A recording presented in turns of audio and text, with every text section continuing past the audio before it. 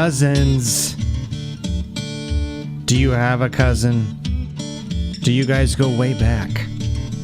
Well, the name of this attentionist installment is called Oleander, and it's a story through a phone call of two cousins catching up, and they're somewhere in Tennessee.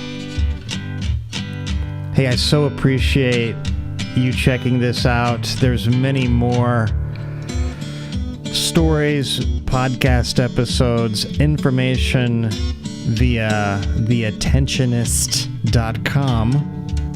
And hey, if you like this business, I'd love your support. You can support me through patreon.com. This information is available in the podcast show notes, or you can Google me. It's Geoffrey Little with a G. It's a Geoffrey. Thank you so much for your interest in this. Here's Oleander.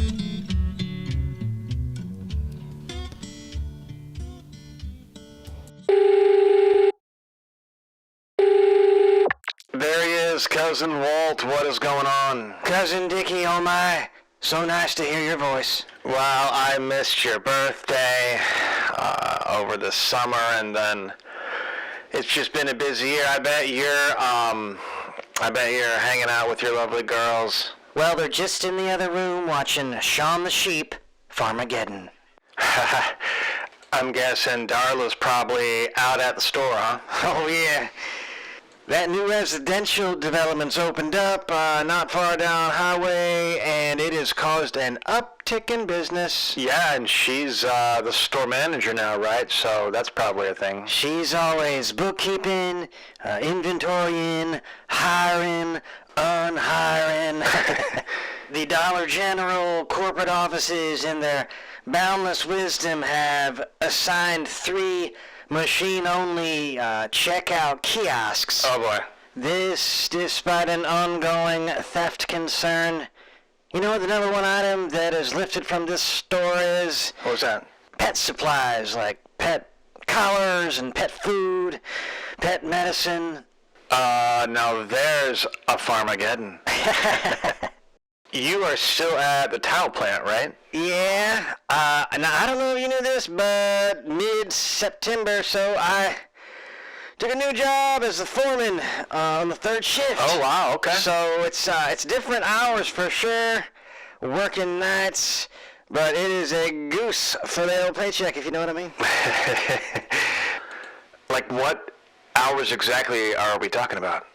It's 11 p.m. to 7 next morning. Whoa. Yeah, Darla would tell you it's making me crazy. Crazier. Well, what are we talking about, Walt? How much sleep are you getting, sir? Probably 2 hours starting at 8:30 a.m. and then it trickles off. That is going to fall short of the American Medical Association recommended sleep guidelines. I know. You've been talking to Darla, it sounds like. No, I hear you.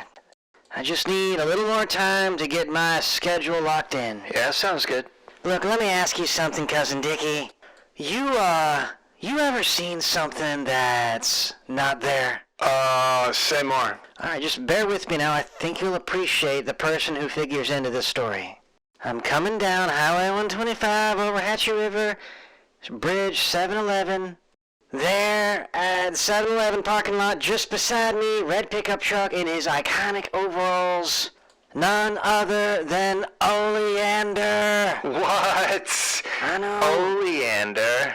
Some kind of mirage or ghost or apparition. What do you gotta say about all that? Seeing him again has brought up a kooky admixture of loss and camp nostalgia.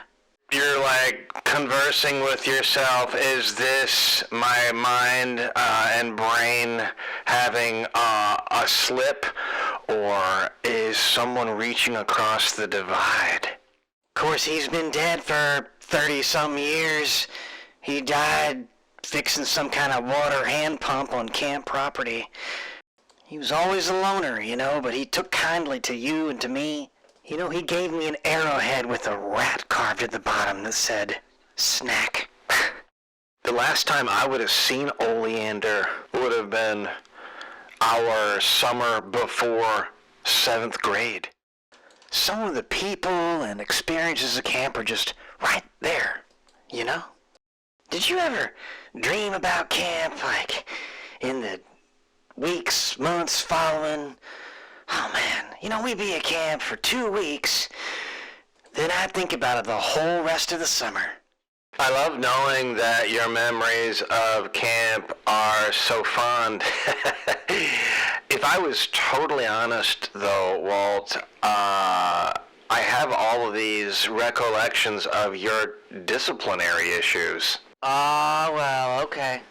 I can't help but remember the time you were the one identified in our cabin, hiding like spoonfuls of horse manure in your fellow campers' bags. Oh, Does that sound right? yes, but there were bullies in our cabin constantly making fun of me. I started to lose it after several days and acted out. By the way, the odoriferous containers were Ziploc bags with tiny perforations. My handiwork never directly affected or damaged anyone's personal effects. And look, once the camp director, counselors arrested and convicted me, I served a hard time the next day scrubbing the floor of the boys' shower house with scouring powder. I paid my debt to society, as it were. In the final summer, we were at camp. It was the last day, and it was archery tournament day. I don't know what happened, and so many years have gone by now, who could say even? But you and the one kid from our cabin with special needs, I think his name was Joey. That's right. You guys had been hanging Joey was out right, and had Joey gotten Dickinson. close. And then he was your buddy and your audience for sure. And between rounds of archery tournament, when everybody puts their bows down and it's the appointed time to go pull the arrows out of the ground and the bullseye, etc. No, I hate Get this ready story. for the next round. Only Joey stayed back. Do you remember this? Of and course. he's laughing so hard while everyone else is like in the field, but he takes his bow and he takes an arrow no one knows that he has, and he shoots it through the hand of the one kid, Ricky. Emailed. Remember he kept saying, "Look, Walt." You and I know and he's just I had laughing. nothing to do Look, with Walt. that. Look, ha ha ha. You and I would know I would never encourage violence like that, not even as a 11-year-old, and Oleander was there. Oleander defended me. Oleander defended Joey. It was a traumatic endeavor. I'd never seen a hand pierced by an arrow. One kid threw up. There's nothing necessarily that you could have done to prevent that. Well, of course not. I am, look, I'm your friend, I'm your cousin. Imagine this. I'm an 11-year-old from Hohenwald. I don't have a whole lot going on, and when camp would come around, it was everything. Walt, you deserve to hear me say something that this is true now, as it was when we were campers 30 years ago. I'm a boring person. That's not true. I don't do a whole lot. Oh, yeah, you do. I don't expand a whole lot beyond what I am. I'm an accountant. I love you being an accountant. Yeah, well, so does Marcella, but I depend on her to be interesting. And She's is. the lively one. Very interesting And, former model. our son, he unfortunately or fortunately, he's kind of turned out a lot like his old man. He's already primarily a mathlete. Future earner of six figures. I bring up those stories from the good old days just because I don't have them for myself, I guess. Oh my. There's not that many camp stories about me. Okay, are you what's still going on on, the Walt? phone? I hope you're still on the phone. I'm right with me. here. Okay. What's the matter? Do you Right need? in front of me.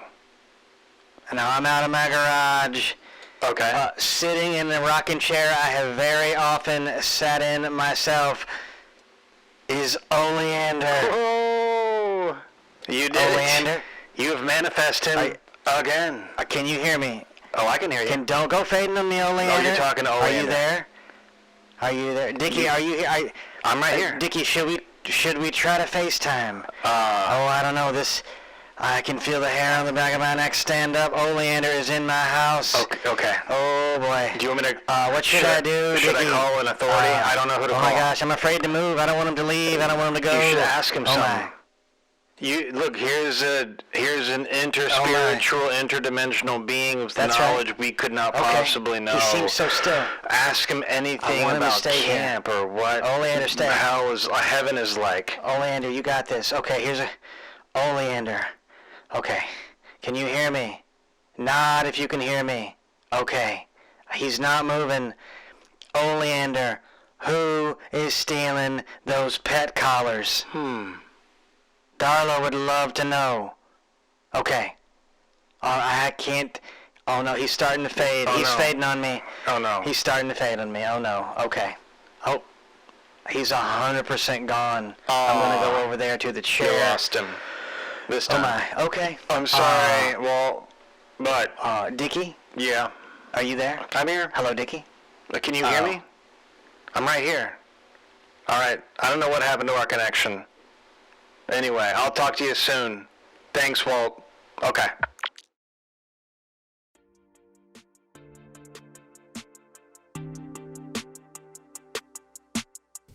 That was Oleander by yours truly, Geoffrey Little.